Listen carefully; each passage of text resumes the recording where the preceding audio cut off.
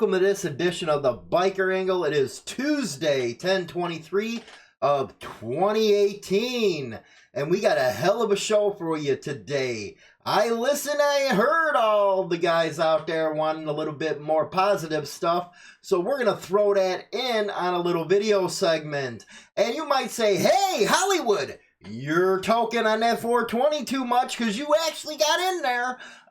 Leo Motorcycle Club. Well, you know, I put it in there because anybody that's helping out veterans, I'll have to give you some props, man, because our government don't take care of our veterans, and I really like seeing what they were doing with the little houses and stuff like that. Later in the show, we're going to have the Ask Hollywood question. We're also going to have message for our haters. Yeah, we got a couple of them today. And then finally, we're going to go into what might be a really cool segment that we're going to be introducing on our lives once we get this shit figured out. But let's get on and talk about this real quick and check out the video. Let me know what you guys think in the comment section below. Afterwards, we'll come in, we'll talk about this S9 freaking article that came out. I believe it was from hotcars.com or some shit, where it talks about things you don't know about outlaw motorcycle clubs. But let's get into this video real quick and let me know what you guys think. That we were holding it in October instead of September, but due to weather we had to change it this year.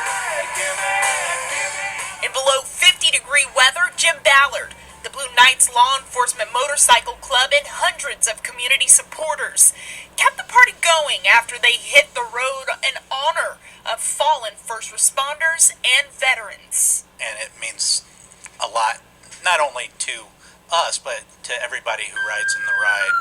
Motorcyclists in this video went from Elkhart to Wakarusa, through Napanee into Goshen, past Middlebury into Bristol, and back to Elkhart for a total of 72 miles, remembering the bravest of friends and family. Personally, my brother was in the military. Matt Leonard says his brother has lost men he's served with, along with firefighters, EMT providers, and police officers. I'm sure it touches everyone differently.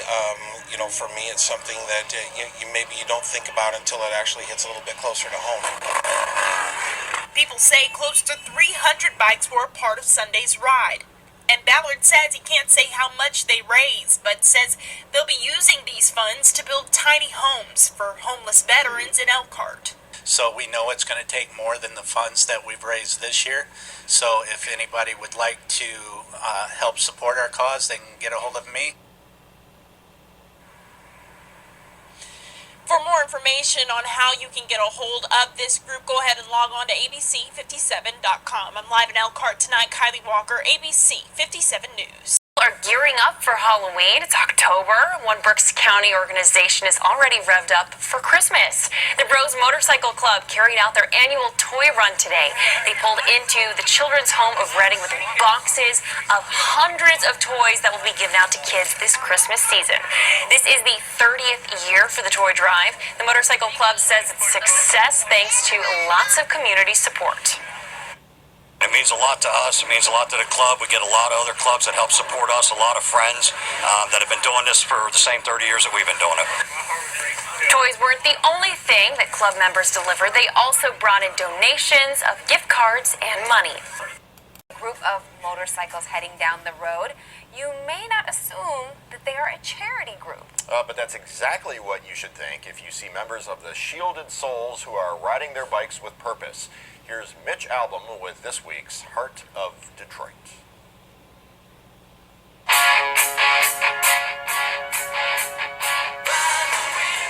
They may not look like your typical community activists, but it's the soul of these riders that brings them together for the greater good.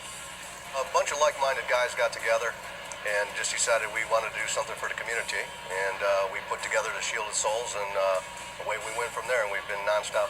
So guys from all different walks of life, but motorcycles they had in common. Right. Everybody with one goal, to help the community and do the right thing.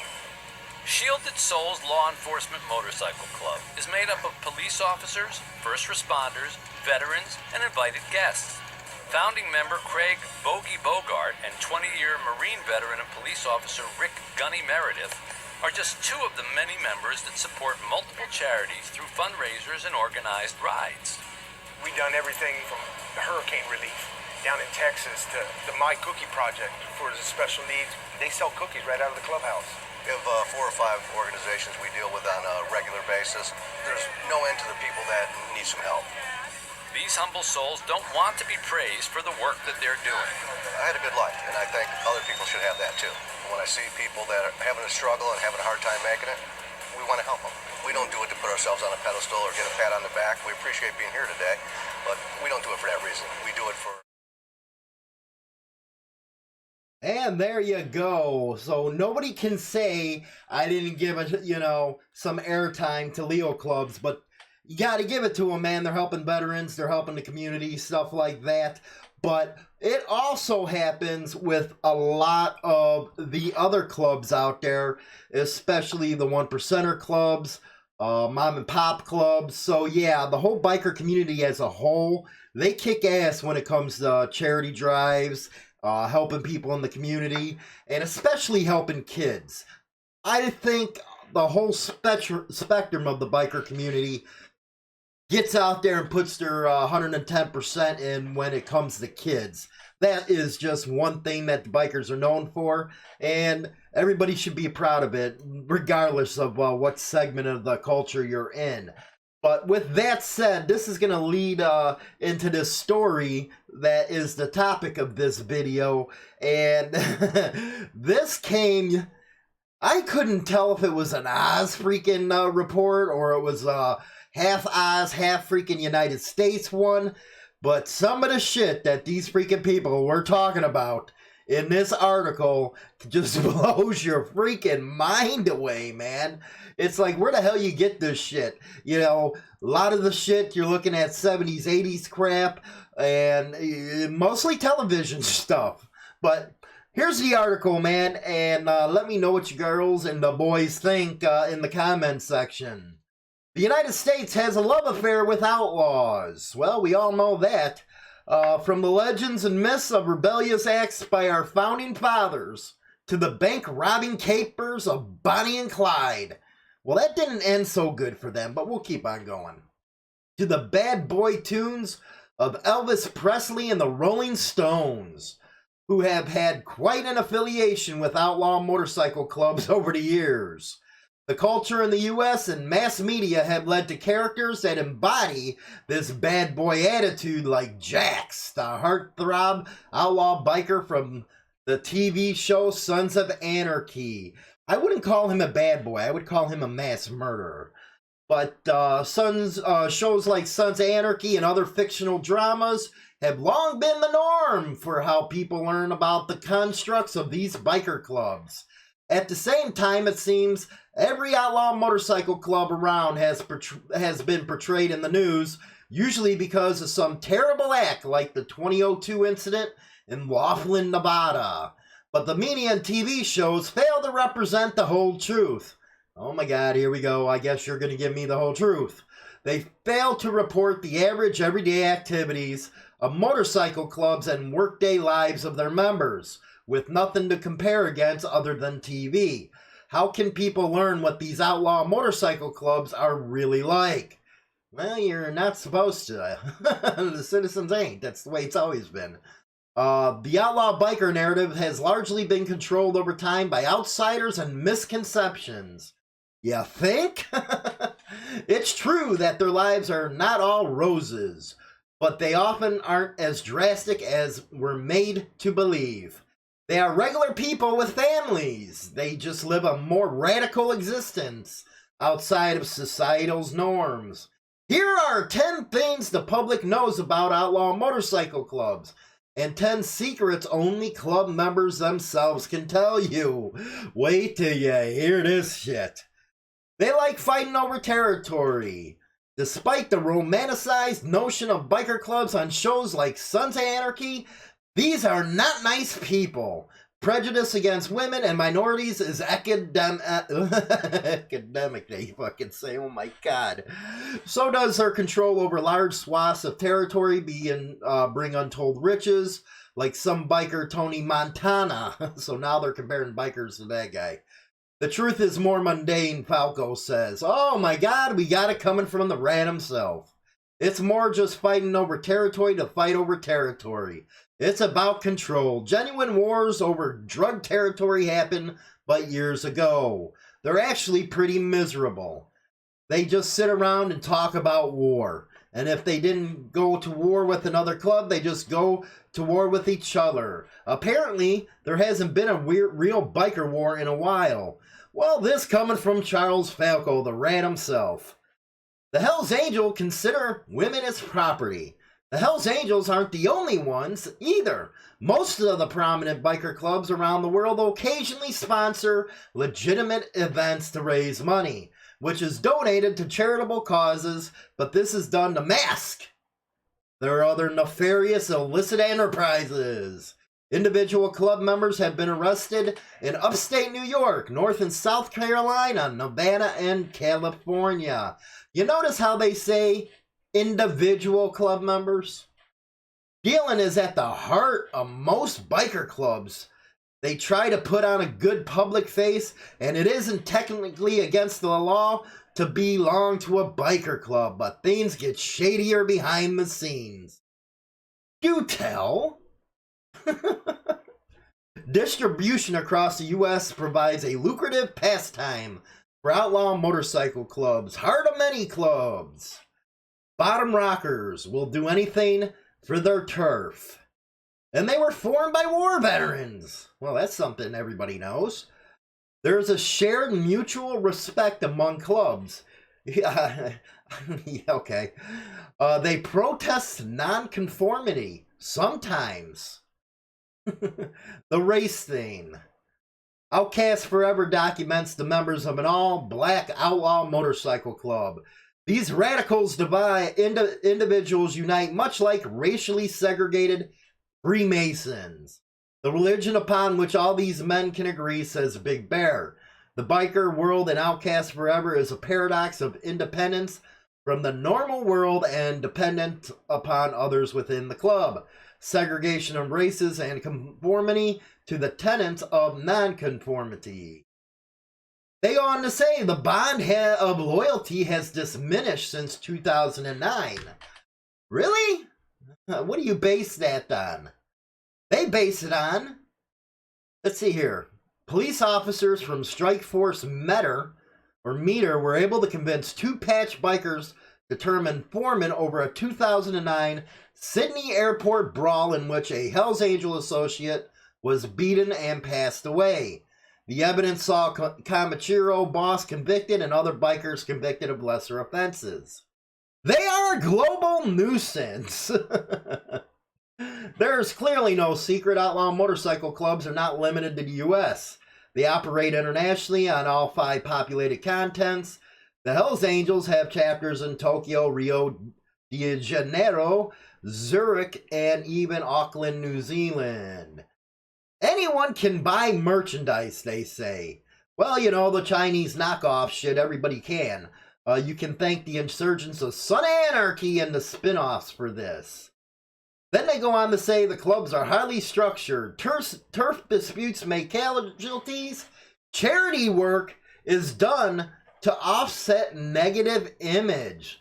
So I guess the video you just seen is there. And this even goes to Leo clubs. Because everybody knows cops don't have the best reputation. So they must be doing charity to offset all the negative image. Basically, you got some truths in that damn article, and you got a lot of fantasy in that article. You know? Excuse me. It's really freaking weird, man, how the media really does want to know what happens in an outlaw club or biker clubs in general. Basically, they write articles like that so they can get headlines out of the deal, to get you to click on there, to get you to read the ads. That's how they make money now. Because the sorry assholes, you know what? They're dying out, these newspapers and these media outlets. pretty soon it's only going to be coming down to 4 or 5 type of media outlets. You're going to have these big conglomerates, and that's where you're going to get your news from. Basically, you're going to get a whole lot of propaganda the way the upper echelon wants you to see it. So make sure you read between the lines when you get an article like that, because I notice it's a lot of people that talk shit about the clubs are the ones that never been in one or didn't make it through one, and they're pissed off about it. You know, they'll make up all kinds of excuses why they didn't go through it. You know, they didn't ride enough, or it wasn't my thing, but then they'll go out and bash everybody because it wasn't their thing. Whatever, man. Anyway, let's move on to our next subject. Ask Hollywood segment, and we got a question from Paul. I have to ask you this. What's your take on veteran writers group, American Legion, VFW? Please keep in mind that these groups are not an MC or RC due to the mandate of the parent organization. Look forward to hearing your thoughts. My first thought, and I know a lot of the dominance and all that kind of shit, nobody messes with the veteran writers groups because they put their lives on line for our country. And to disrespect any of them because they're riding around and say an American Legion patch or a VFW patch, that's just some weak ass shit to me. Because it was them men, them women who went out there and fought them damn wars, so we had the right to wear the patches. So there's nothing but utmost respect from me on that subject of veteran writers groups, man. You know, besides, you really want to mess with a vet? Come on. You know, they'll probably turn around and knock the fuck out of you or shoot your ass or some shit. But no, on a serious note, they gave their all for the country, and the bikers and the biker community really appreciate that sacrifice. Many of the guys that are in 1%er clubs, mom and pops, 99%ers, they're ex-vets too. And there's nothing but respect between brother, because that's, you know what? That's the ultimate brotherhood right there, serving your country in the Marines, Army, Navy, Air Force, Coast Guard. That's the ultimate brotherhood right there. So I hope I was able to answer your question, Paul, but nothing but respect to you, and thanks for your service to our country. Now, let's go into my favorite section. Message to my haters. We actually got some today. Well, Joshua, I guess, is unscribing because he didn't like my thoughts on mixed race motorcycle clubs. I guess he didn't like it at all. And you know what? There are still a ton of people that think that way out there. And hey, to each their own. Well, like we said in the previous segment, the men and women gave their lives for you to do what you want. You don't like it? Well, there's the unsubscribe button. Don't let that door hit you in the ass, and go have fun down at the other channels or some shit like that. But anyway, from Adolf, biker gangs are a bunch of mindless drones. Get a life. What the fuck? Well, with somebody with Adolf, you gotta think to yourself, do you think this is a goose stepper?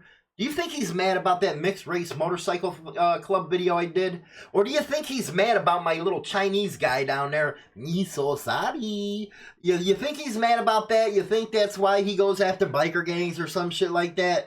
Really, you don't want to be throwing stones with the name Adolf. Really, guy? Anyway, Dean Anderson. One man's rat is another man's hero. Sell drugs to kids? Hell yeah, rat the motherfucker out.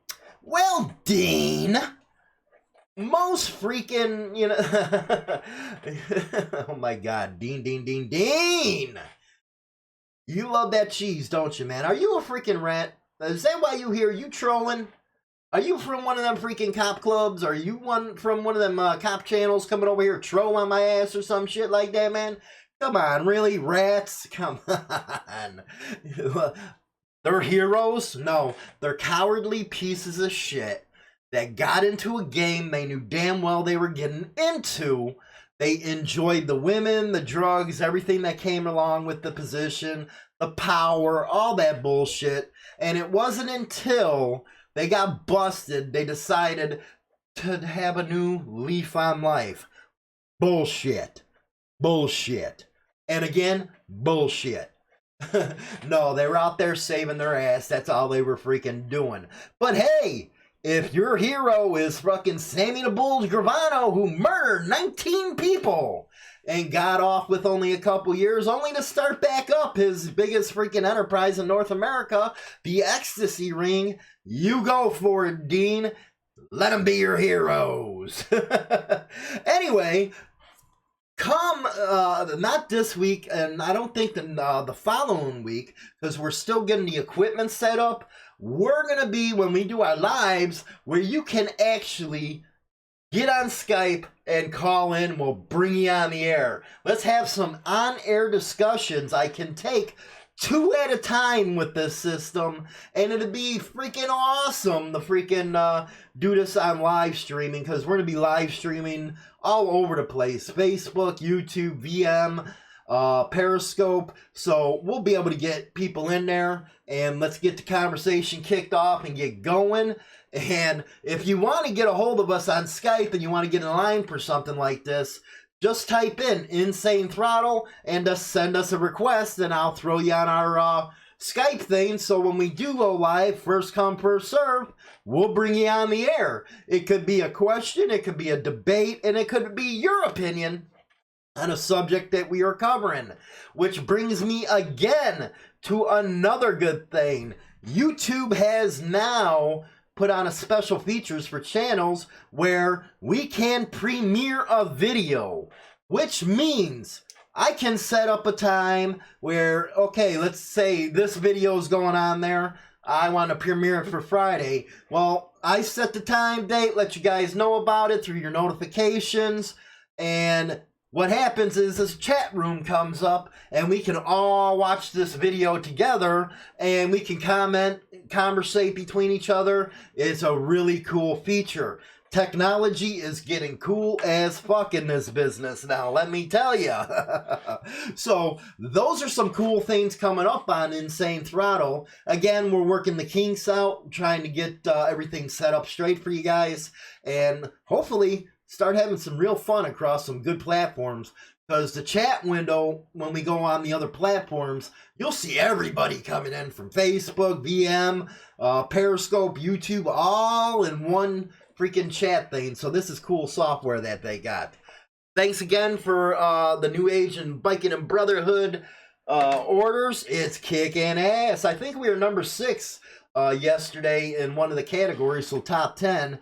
But that thing changes every damn hour on the hour, just depending what goes on. I do know we're in one of the top 100,000 books at the time, which is a huge, huge success with all the kind of books out there. You're talking millions upon millions, and we busted the top 10 percent. But thank you guys for that. Also, don't forget to subscribe to YouTube, man. Hit that little bell. Let you get notified, all that good shit. I want to thank all those that got involved with the fundraising for Neon. Your donations are much appreciated. He can't say enough for it. Thanks to everybody for helping him out. And until tomorrow, you guys be safe, smoke you a big one, and have a good day.